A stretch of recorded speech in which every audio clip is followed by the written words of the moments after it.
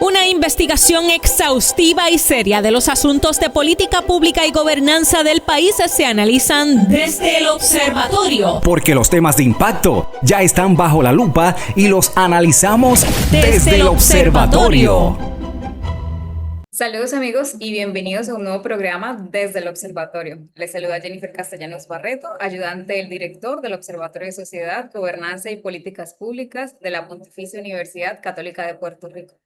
Como todas las semanas, para mí es un gusto saludar a todas las personas que nos acompañan el día de hoy a través de Católica Radio y por supuesto a quienes escuchan o ven la retransmisión por cualquiera de las plataformas digitales de nuestra querida universidad. Como es de costumbre, nos acompaña nuestro coanfitrión, el doctor Hernán Vera Rodríguez, director del Observatorio. Bienvenido, doctor, a un nuevo programa. Saludos, doctora Castellanos, saludos a la audiencia. Un placer poder estar compartiendo por aquí fenómenos relacionados a la vida en sociedad en Puerto Rico y otras partes del mundo. Así es, doctor, y como lo menciona sobre esos fenómenos, ¿de qué estaremos hablando el día de hoy? Pues Jennifer, vamos a estar hablando de un tema que tú, como has sido mi estudiante y mucha gente quizás que nos escucha, pues es un tema que hemos estado trabajando por más de una década. Es un concepto sociológico que apunta a unas realidades, ¿verdad?, que ocurren en el mundo y se llama la McDonaldización de la sociedad, ¿verdad? Así que estaremos reflexionando sobre ese concepto de la McDonaldización de la sociedad que tiene y no tiene que ver, tiene y no tiene que ver con el restaurante de comida rápida, como estaremos viendo, es un fenómeno social y se usa, ¿verdad?, este gancho por el autor de que mencionaremos más adelante para poder ponerle un nombre a una realidad social que ocurre en nuestros países desde hace algún tiempo. Así es, doctor. Entonces, para la audiencia no estaremos hablando de hamburguesas, pero sí estaremos hablando de esas formas de quizás generar algunas metáforas que aplican y que se pueden ver en nuestra forma de actuar y en en distintos contextos, dígase los colegios, la educación, el trabajo, las herramientas que usamos, la forma en que interaccionamos. Así que es un elemento muy interesante que podemos ver, pero sobre todo ahora poder identificarlo con nombre y apellido, por decirlo de alguna manera. Así que, doctor, para comenzar, ¿qué es en cuestiones de concepto y qué implica y qué apartados o cuáles son esos principios que tiene como tal la McDonaldización? Sí, es interesante. Mira, déjame ir un poquito atrás. Ujú. Es bien interesante cuando uno practica la docencia desde un punto de vista bilateral o multilateral, ¿verdad? Y constructivista, si quieres, de otro punto de vista. Así que en una ocasión, hace muchos años, estábamos comenzando a enseñar en el colegio, se llamaba Colegio de Estudios Graduados en Ciencias de la Conducta, hoy Colegio de Ciencias de la Conducta y Asuntos de la Comunidad, y estábamos discutiendo el tema, Jennifer, de la gerencia científica y el tema de la burocracia. Y uno de los estudiantes o de las estudiantes, ahora realmente no recuerdo, me trae este tema, me dice, mira, yo he leído sobre algo parecido, pero que se llama de otra forma. Y me comparte una entrevista al autor George Ritzer, al sociólogo norteamericano John Ritzer, que había publicado hace un par de años el libro La McDonaldización de la sociedad. Entonces, Ritzer define la McDonaldización de la sociedad como el principio a través del cual los principios de los restaurantes y la industria de los restaurantes de comida rápida, sobre todo, Ujú. que son eficiencia, calculabilidad, predictibilidad y control, aplican a otras áreas de la sociedad. Es decir, que, ¿verdad? Ese proceso de producir, digamos, una hamburguesa o generar una hamburguesa que te produce casi siempre el mismo resultado y que se hace de la misma forma y en el cual lo que queremos es un producto generado rápidamente, no, pues se aplica a otras áreas del quehacer humano, ¿verdad? Y entonces, pues esos son los principios básicos. Es decir, si me preguntas a mí, la McDonaldización existía antes que Ritzer le pusiera el nombre. Claro, claro. Porque fíjate que mi estudiante, yo le estoy explicando las teorías de Henry Fayol, le estoy explicando las teorías de Ford, les estoy explicando las teorías de Weber, que son de principios del siglo XX, y cómo esta persona hace esta conexión donde dice, oye, esto que el profesor me está mencionando, que ocurrió a principios de siglo, es más o menos lo mismo que Ritzer está mencionando primero en el 93 y después en el 2000 con las dos versiones del libro La McDonaldización de la sociedad. Sí, y conceptos que también se van escuchando tanto en la cotidianidad como cuando uno está estudiando, ¿no? Optimización, rapidez, eficiencia y ese tipo de conceptos que uno a veces los ve aislados, básicamente hablar de la McDonaldización es tomarlos y agruparlos y encapsularlos como en esos principios y pareciera que el fenómeno es transversal en nuestras vidas y más en estos tiempos tecnológicos donde la eficiencia tiene gran valor, donde todo tiene que ser rápido y ya. Y hablando quizás un poco, desmenuzando un poquito cada uno de esos principios, la gente puede notar, por ejemplo, que muchas cosas en su vida se hacen más rápido. Conseguir comida hoy en día es más rápido que anteriormente, qué sé yo, años, los 50, quizás muchos años atrás, donde tú tenías que preparar tu comida y conseguir comida tan rápido a bajo costo no era tan fácil, cosa que sí venden muchas cadenas de grandes, ¿no? De comida, como bien lo menciona el nombre, ¿no? McDonald's, McDonaldización. Entonces, hacer comida de manera más rápida, que en 3 minutos tú puedas pagar, recibes tu orden, que de hecho lo simplifican, ya no tienes que decir qué quieres en ese pedido, sino pides el uno, el 2, el 3, el 4, el 5, es más rápido, Sí, más sí, sí, sencillo. hasta la comunicación se acorta, ¿verdad? Sí, Fíjate, sí. sí, sí, puedes seguir adelante, disculpa. Ujú. Pero entonces ahí en parte la eficiencia, obviamente cosas que vamos a reflexionar es a qué costo viene la eficiencia, ¿no? A qué calidad hay a veces en la eficiencia. Eso es como en el primer punto de la eficiencia. No sé si quiere aportar algo o Sí, pasamos a... nada, quizás decir que eficiencia es dar con este método, con este Mm, proceso, para lograr un resultado dado en el menor tiempo posible, que es un principio que viene de la gerencia científica. Si te acuerdas, Jennifer, Frederick W. Taylor llevaba a cabo lo que le llamaban estudios de tiempo y movimiento. ujú. ¿Verdad? Usted le decía a estos teóricos,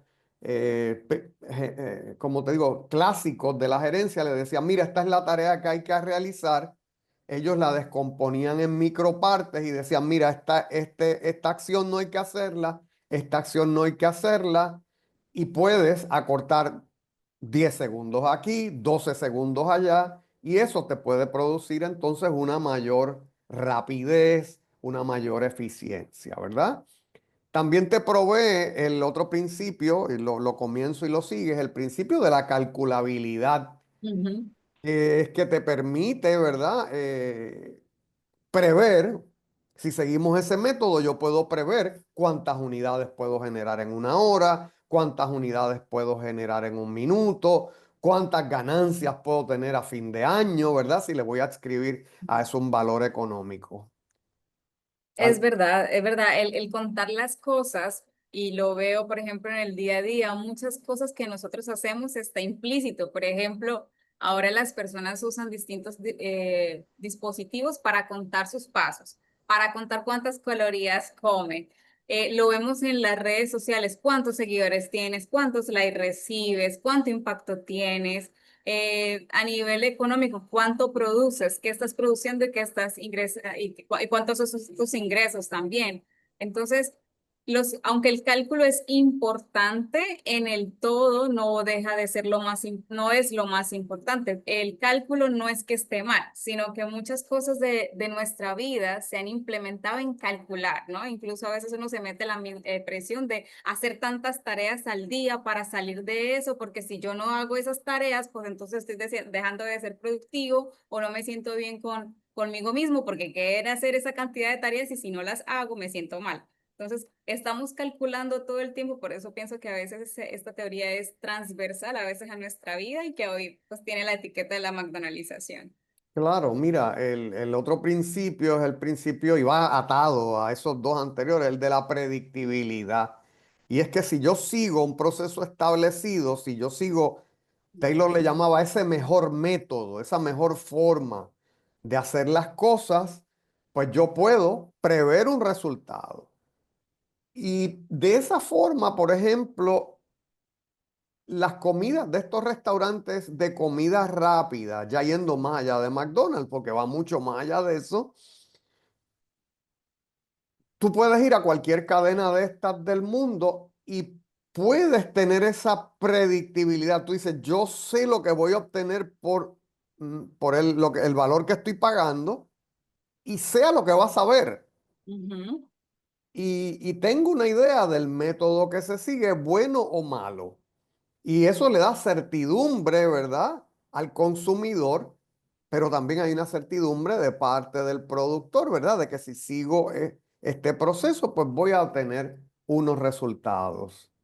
Exacto, en esa cuestión de ese principio, la previsibilidad es como la uniformidad, ¿no? En todas partes se ve igual. Yo le veo un punto positivo, aunque igual es que hay cosas positivas y negativas en esos principios, es que, por ejemplo, si tú viajas a un país donde no sabes qué clase de comida vas a comer o si esa comida te puede hacer daño, pues Claro, encontrar a veces un restaurante de cadena que tú sabes lo que vende y lo que puedes encontrar, que tienes esa previsibilidad y que tienes la certeza de lo que puedes comer allí, pues tú optas a veces por ir a ese restaurante, ¿no? Pero también tiene un efecto, yo creo que negativo, por ejemplo, cuando en la educación, que todos recibimos las mismas clases y a veces las personas no aprenden de la misma forma o la misma educación no es para todas las personas. A veces las políticas en una organización no miran los intereses pues, de cada necesidad de las personas, sino sí hay una uniformidad para todas las personas y a veces cada grupo tiene sus claro, necesidades claro. distintas. Todavía vamos a enfatizar lo bello y bonito. Ok, De- ok. sí, está el tema. Ah, entonces fíjate, hablando de la gerencia científica, temas que había en la gerencia científica. Planeación de cargos y tareas. Diseño de rutinas de trabajo. O sea, a ti se te va a adiestrar a hacer las cosas de una misma forma. Toda la gente que tenga tu mismo tipo de puesto va a llevar a cabo los trabajos, los procesos de la misma forma, porque si todo el mundo lleva a cabo los procesos de la misma forma, se van a Mm, obtener los mismos resultados. ¿Ves el tema de la predictibilidad, verdad? Así que hay una estandarización también de métodos y máquinas. Cuando usted compra una franquicia de McDonald's, McDonald's dice, no vas a tener la máquina de hacer los hamburgues, no es la que tú quieras, es que exacto. me la tienes que comprar a mí. Ujú. La máquina de hacer las batidas o los batidos, me la tienes que comprar a mí, que tienen muchísimas, hay muchas historias en el internet de la calidad o la mala calidad de la máquina. Por eso uno muchas veces va a buscar un helado o algo así a esta cadena y puede tener problemas. Así que, de nuevo, hay una estandarización de procesos que lleva a unos resultados que van a ser más o menos los mismos. Entonces, el último principio es el control, que es como un resumen, dices, el uso de la tecnología y los procedimientos estandarizados para regularlo todo, el Mm. comportamiento de los empleados, el comportamiento de los clientes y la misma producción, ¿verdad? Todo eso se da dentro de un marco. Que a mí me parece que viene este mundo de la McDonald's, aunque se le llama la McDonaldización, viene de la gerencia científica, viene del Fordismo, ¿verdad? Henry Ford industrial norteamericano y gerente gerencial norteamericano, desarrolló un método de montaje de automóviles bajo la línea de montaje, ¿verdad? Donde cada empleado se va a hacer cargo de gestionar o generar o montar una parte mínima a veces de un auto. Así que Ujú. el auto se monta en una cadena de montaje. Vamos a imaginarnos que esta gran correa que se detiene por unos segundos y usted le añade piezas al carro y se mueve más adelante y otros empleados le ponen otras piezas. Fíjate que eso viene del principio de la división del trabajo, que es un principio que desde los 1800, por ejemplo, los economistas ingleses hablaban de él, que es bueno y es malo. Bueno, porque puedes hacer un carro en menos tiempo Ujú. o puedes hacer una hamburguesa en menos tiempo o puedo hacer una camisa en menos tiempo. Pero a la vez le resta al obrero, y no quiero entrar demasiado en lo negativo, pero le resta al obrero el tema de la creatividad. Mm. Yo no le puedo añadir creatividad a ese proceso. Oh, pero es que este cuello de la camisa podía ir de esta otra forma y se vería más bonito. No, porque eso no fue lo que se estableció. Ese no es el proceso. El proceso es uniforme, el proceso es el mismo, el proceso da certidumbre, me da predictibilidad y va a haber un control. Se va a ejercer un control para que el proceso siempre sea el mismo y los resultados siempre sean los mismos. Así que cuando yo quiero rapidez, cuando yo quiero tener una experiencia de comida, por ejemplo, que ya yo he tenido, yo voy a un restaurante de comida rápida. Y sobre todo si quiero que sea barato, porque en ese proceso de uniformar las cosas, Ujú. pues se ahorran costos. Ahora, cuando yo quiero tener otro tipo de experiencia, tengo tiempo, tengo dinero, quiero comer algo fuera de la rutina, pues voy a otro lugar que se sigan otros principios y donde la producción sea más artesanal. Palabra que en Puerto Rico se ha relajado demasiado, ¿verdad? Pero donde La la producción, inteligencia artesanal, sí, ¿verdad? Ahora se artesanal, habla de la inteligencia artesanal. sí, por Dios.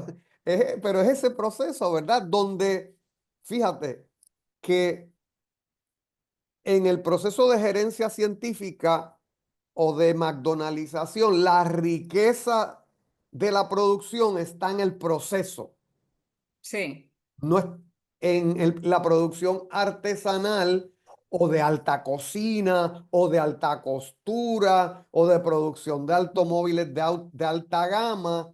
Está en el obrero, está en el operario, está en el diseñador. ¿Ves qué interesante, no? Con la gerencia científica y con la McDonaldización, la inteligencia, ¿verdad? Entre comillas, está en el proceso. Pero sí, entonces es rutinario, es repetitivo, pero es predictible, ¿no? Yo genero siempre lo mismo. Por otro lado, en otras áreas de la vida, pues uno quiere darle rienda suelta a la imaginación, a la creatividad, a las diferencias individuales, a qué le pones tú, ¿verdad? ¿Qué le pones tú? Tú eres chef y dices, no, yo trabajo más estas especias, que el otro trabaja más aquellas. Y puede que un mismo corte de carne me sepa distinto de acuerdo a quién cocinó ese día. Pero esa es la experiencia a la cual me expongo. Así que no es bueno ni malo Ujú. hasta ahora, ¿verdad? Pero son procesos distintos. Creo que también tiene sus ventajas, obviamente, para el crecimiento, por ejemplo, de las compañías. Obviamente, yo creo que estos tipos de modelos funcionan eso para acelerar y hacer crecer las empresas. También este tipo de modelo, entiendo yo, facilita entender dónde está la falla, en dónde se calculó más, dónde estuvo Sí, mal el sí, proceso. sí, ciertamente. Poder tener esos análisis como más, pues más eficientes, más reales para generar cambios más rápidos, más inmediatos. Cuando se implementan este tipo, digamos, de métodos o sí, de métodos, digámoslo así, Ujú. le permite, por ejemplo, a las organizaciones entender en dónde está quizás el problema, ir Sí, sí, a la raíz específicamente, mientras en los espacios, digamos, donde no hay tanto control, donde no hay tanta rigurosidad en los procesos y que se haga todo igual y se estandarice, pues a veces es muy difícil medir y entender dónde radica el problema. claro. Y tú y yo, por ejemplo, y otros colegas que nos dedicamos a esto, el análisis de las organizaciones, pues en procesos estandarizados, tú me dices, mira, es que rendir ese servicio me está tardando demasiado. Pues, ¿qué yo te pido? Explícame, le pido a varios empleados, explícame el proceso de la A a la Z. Y ahí podemos tener una idea de qué es lo que anda mal, Ujú. ¿verdad? Por otro lado, cuando es un proceso creativo, pues explícale a alguien que cuánta sal tú le echas, una pizca. Es una pizca, por ejemplo. Una pizca. ¿Cuánto? Un poquito. A ojo. ¿Cómo tú trabajas eso? A ojo. ¿Y dónde está la regla que... No, no hay regla. Está aquí la regla. Está en mi mente. Así que hay organizaciones que a mí me parece que les falta proceso, Ujú. ¿verdad? Y tú y yo hemos visto organizaciones donde, pues como analistas, a veces nos han pedido y a veces no. No, pues hemos visto que falta proceso. Y que los procesos andan en la mente de una persona, que el día que esa persona falte, pues se detuvo todo aquello allí. Por otro lado, hay organizaciones que tienen exceso de procesos y viven para el proceso y no ocurre nada si no es el proceso, ¿verdad? Y el proceso se convierte a veces en el problema. Así que por ahí andan las cosas. Pues magnífico, doctor. El tema está bastante interesante, pero necesitamos ir a una pausa y ya regresamos en Desde el Observatorio. Desde el observatorio. Amigos, estamos de vuelta en Desde el Observatorio, hoy reflexionando sobre la McDonaldización en la sociedad. En el primer segmento hablamos sobre qué es la McDonaldización, los principios de la McDonaldización y algunos ejemplos que se pueden ver en la vida cotidiana. Doctor, en este segundo segmento, ¿le gustaría dar alguna información, complementar algo que se nos haya quedado en el primer segmento? Pues fíjate, quizás sentar la tónica de qué vamos, qué debiéramos estar haciendo en esta segunda parte. Yo creo que debiéramos expresarle a la radioaudiencia las distintas áreas en las que nosotros podemos ver la aplicación de la McDonaldización en distintas áreas, distintas industrias, vamos a decirle, y después hablar entonces de las repercusiones sociales, las repercusiones individuales que puede tener el apegarse a ese modelo de la McDonaldización. Así es, doctor. Sí, quizás comenzar diciendo, ¿verdad? Tú mencionaste el tema de la McDonaldización de la educación, Ujú. ¿verdad? Así que hemos visto desde hace algunas décadas estos procesos de estandarización de lo que son los procesos educativos, ¿cierto? Fíjate, eso llega a un punto, Jennifer, donde en una ocasión a mí se me estaba considerando para dar clases a tiempo parcial en otra institución privada. Y hablamos y llegamos y se me cualifica para trabajar allí y me dicen, yo le digo, pues envíame el prontuario que se está usando para yo modificarlo y pues, y entonces presentarme a clase. Me dice, no, es que los prontuarios acá no se modifican. Usted va a enseñar con el prontuario que se le va a dar, las lecciones que se le van a dar y los exámenes estandarizados que usted va a ofrecer. Y como podrás imaginar, yo salí por la otra puerta. Yo dije, allí se acabaron las conversaciones. Yo dije, no, o sea, yo no estoy dispuesto a enseñar de esa forma porque, y perdóname la expresión, yo le dije, un simio adiestrado puede hacer eso, ¿verdad? Y yo me considero un educador, no un simio adiestrado.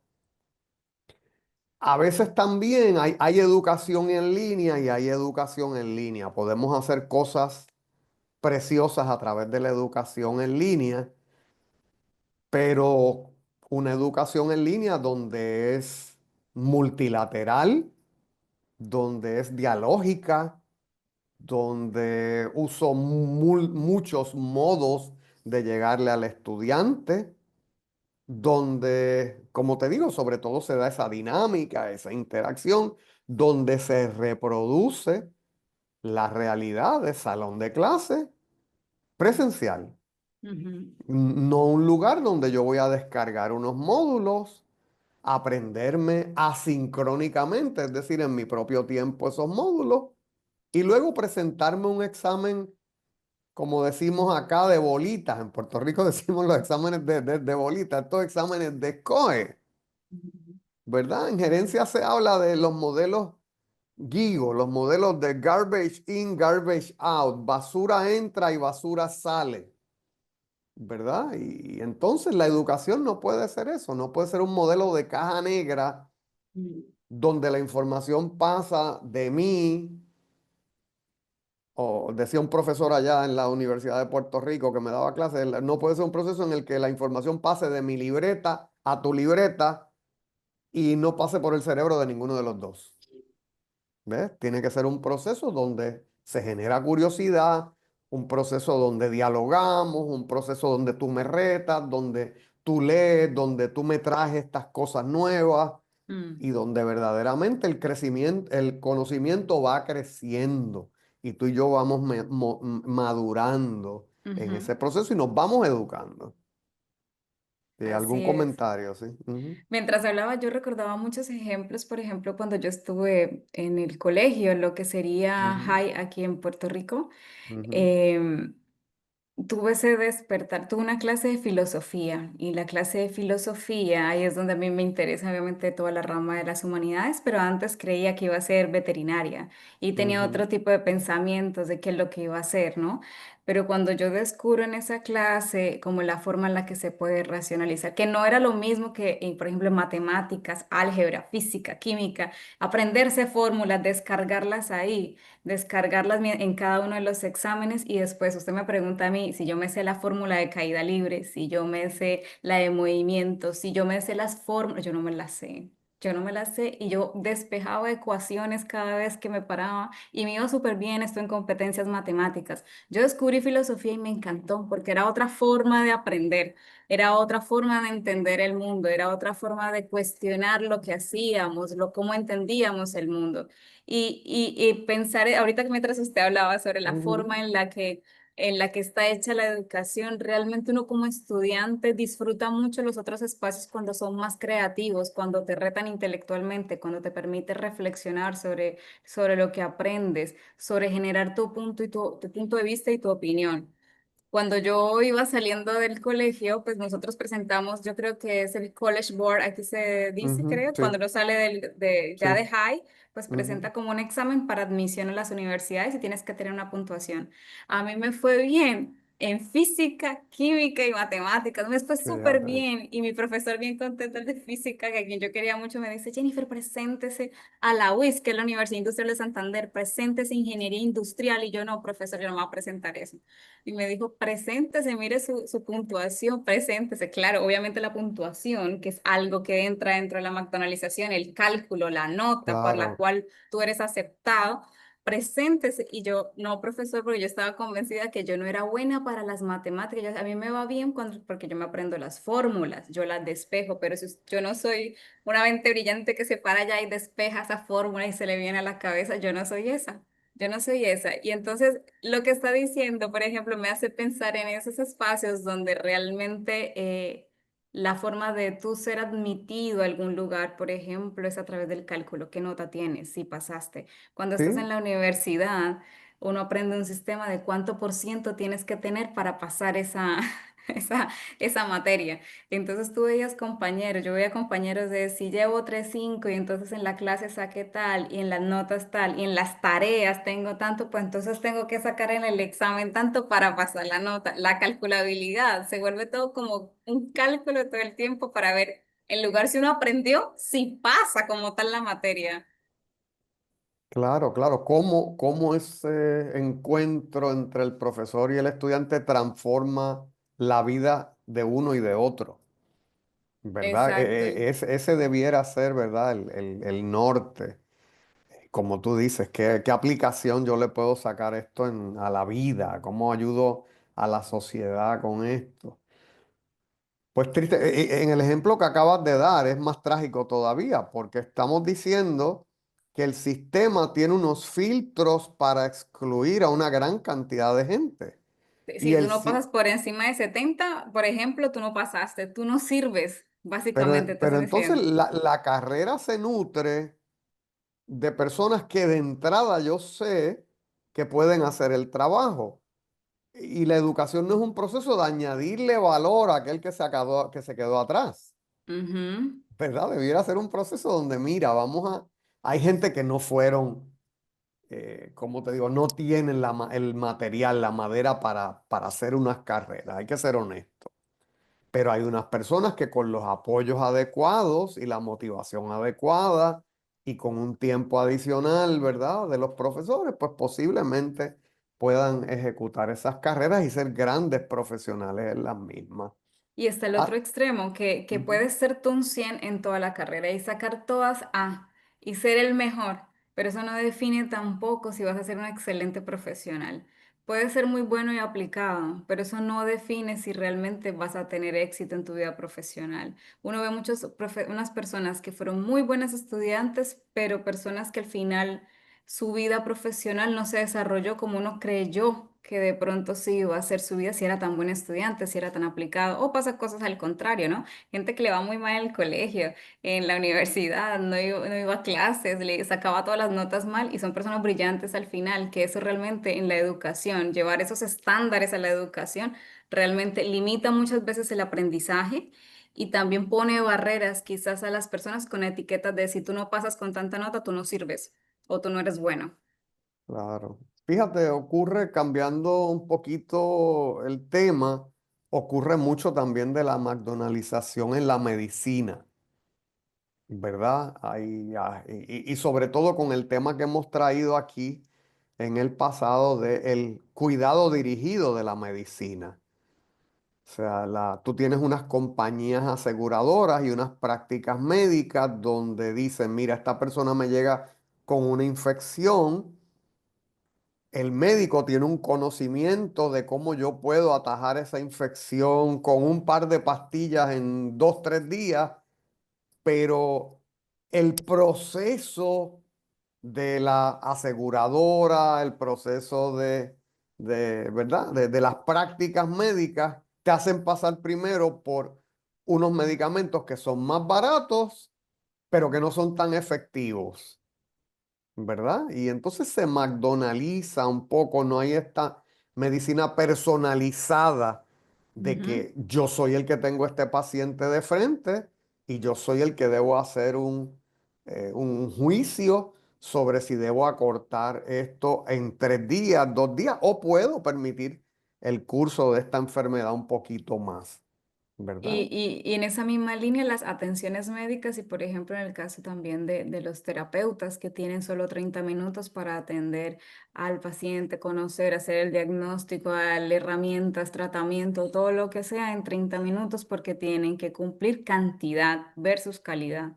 Claro, y entonces, pues es un poco llevar esos conceptos de los restaurantes de comida rápida Ujú.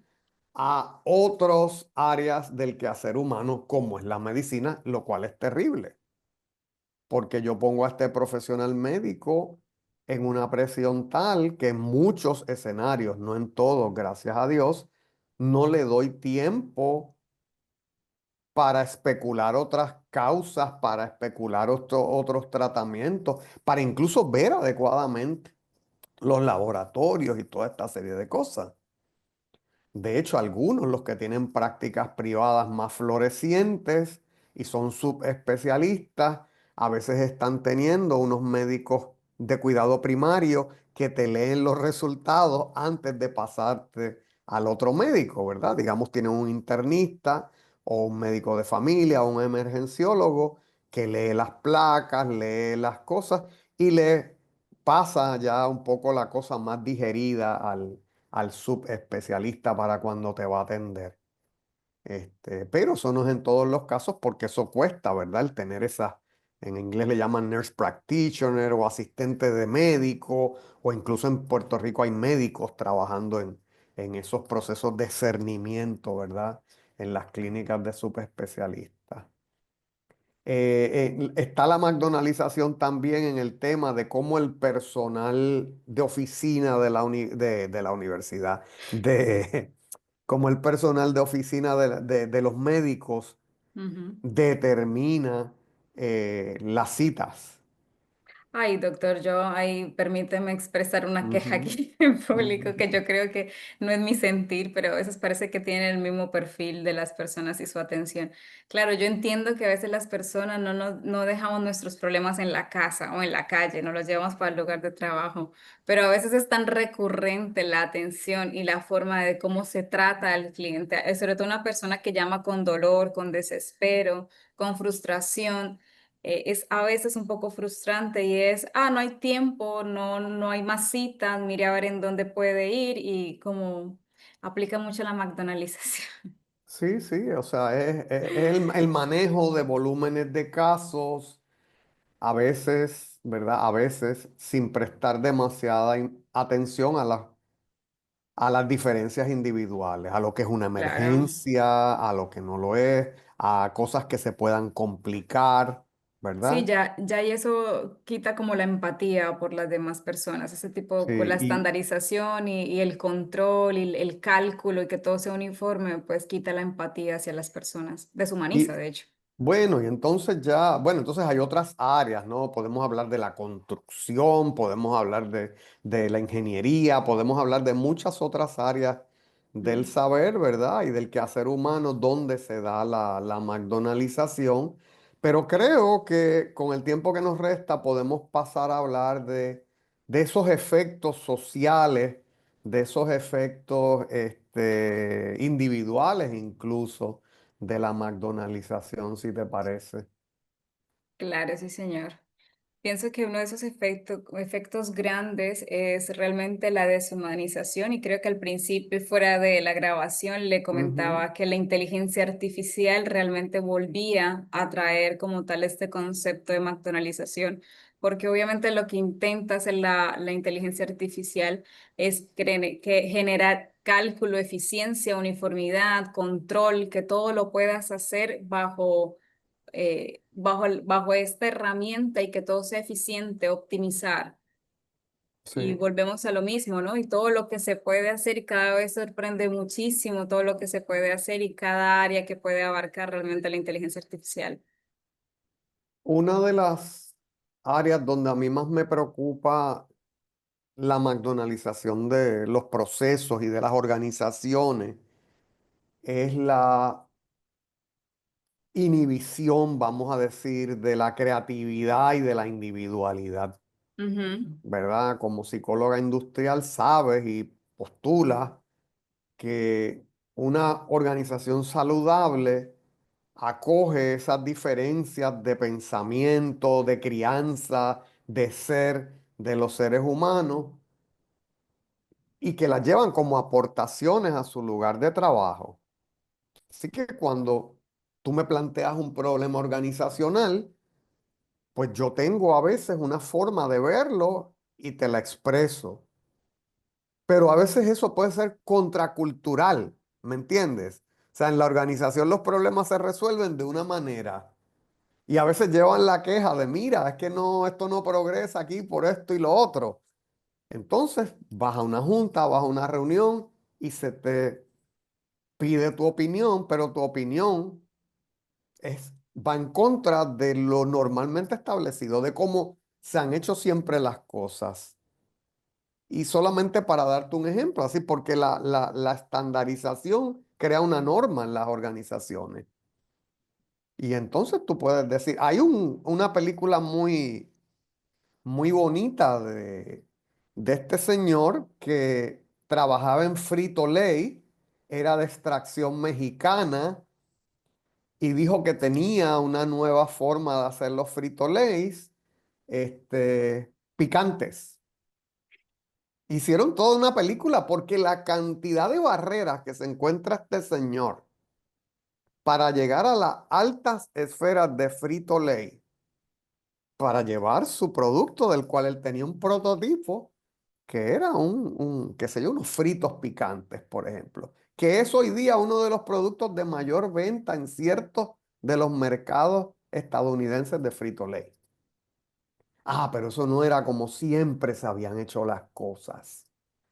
Sí que hay un libro muy famoso por ahí de psicología industrial de Pocketbook que se llama ¿Quién se ha robado mi queso?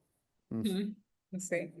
Y yo una vez me lo regalaron, lo empecé a leer, yo dije, wow, pues poco lo que le sacaré, pero lo leí interesantemente, encontré que si bien el libro era pop, era un libro liviano, yo que había leído bastante del tema, ese libro sintetizaba gran cantidad de estudios y literatura sobre el cambio organizacional y de cómo las organizaciones tienen 20.000 y una formas de resistirse a cambiar. Entonces quieren resultados nuevos, pero se resisten a cambiar, como el ejemplo que te acabo de dar de Frito-Lay. ¿Verdad? Así que ese es uno de de las grandes limitaciones que para mí tiene la McDonaldización, de que este profesor que es genial, Stand and Deliver, es otra película de este profesor mexicano-americano que tenía una forma especial de enseñar las matemáticas. Aquella película era James Edward Olmos, era el que hacía del profesor, y cómo todo el establishment de las escuelas del sur de California le cayeron encima porque su método no era ortodoxo. Ah, pero era efectivo y todos los chicos le pasaron la prueba de matemáticas avanzadas del College Board. ¿Ven? Pero, y entonces eso es algo, ¿verdad? Que nuestras organizaciones tienden a domesticar a los seres humanos, tienden a homogenizar sus diferencias y a valorar poco las aportaciones individuales que desde nuestra cultura, crianza y forma de ser podemos llevar. Sí que a veces, pues como te digo yo, a veces la persona que cae mal, la persona que rompe el molde, la persona que hace las cosas distintas, es la que puede salvar la organización. Y eso pues no es demasiado valorado dentro de un mundo McDonaldizado. ¿Algún otro punto que quieras traer, Jennifer? Claro, sí, en esa misma línea, por supuesto, esto hace que como seres humanos a veces perdamos esa capacidad de asombro, porque cuando ya las cosas son muy repetitivas y todo es igual, pues perdemos la capacidad de sorprendernos. También nos acomodamos a las cosas previsibles y entonces perdemos creatividad, dejamos de ser creativos, de perder a veces autenticidad y espontaneidad ante situaciones en las que podamos aportar, diferir, añadir, cambiar, etcétera, etcétera. Quizás extendiéndonos un minutito más, está el tema hoy día de la inteligencia artificial y cómo el ser humano ha delegado en un motor de inferencia que se basa en unos cálculos, ¿verdad? De cómo piensa otra gente y crea unos modelos. Así que ¿cuánto va a sacrificarse la creatividad y la vamos a pasar a manos de la inteligencia artificial? ¿O es que eso es creatividad también? ¿Verdad? ¿Algún comentario sobre ello? Yo, frente a la inteligencia artificial, creo que realmente es una gran herramienta para maximizar la creatividad, sabiéndola usar y no perder, por supuesto, la creatividad humana, porque realmente fuimos los humanos los que creamos la inteligencia artificial. Así que no dejar que la inteligencia artificial domine la humanidad, sino la humanidad, usarla como herramienta para crear, para generar ideas, para maximizar, pero no nunca dejar que eso sea lo que delegue realmente el trabajo de una persona. Entiendo. Pues, doctor, el tiempo vuela. ¿Algún comentario final en este programa y en este tema tan interesante? No, está casi todo dicho. decir que seguimos creyendo, ¿verdad?, en esa capacidad del ser humano de crear, de generar, de resolver problemas y que debe, ¿verdad?, potenciarse eso dentro de las organizaciones. Nuestros estudios sobre los trabajadores en Puerto Rico y las revisiones bibliográficas que hemos hecho sobre el tema, pues abundan sobre que esos son los ambientes que el ser humano le gusta trabajar, esos ambientes donde puede crear, donde puede generar, donde puede expresarse de forma adecuada. Pues muchísimas gracias, doctor. Amigos, hemos llegado como tal al final de nuestro programa en Desde el Observatorio. Les recordamos que pueden conseguir la retransmisión de este programa y de todos los anteriores en YouTube, en el canal Huellas del Futuro, bajo la playlist Desde el Observatorio o en formato podcast en Spotify. Les agradecemos a todos por acompañarnos el día de hoy. Nos vemos la próxima semana en un episodio más desde el Observatorio. Muchísimas gracias. Forma parte de nuestro análisis. Comparte tus opiniones con el panel. Comunícate con nosotros a observatorio.pucpr@pucpr.edu. Desde el Observatorio, una producción de la Pontificia Universidad Católica de Puerto Rico.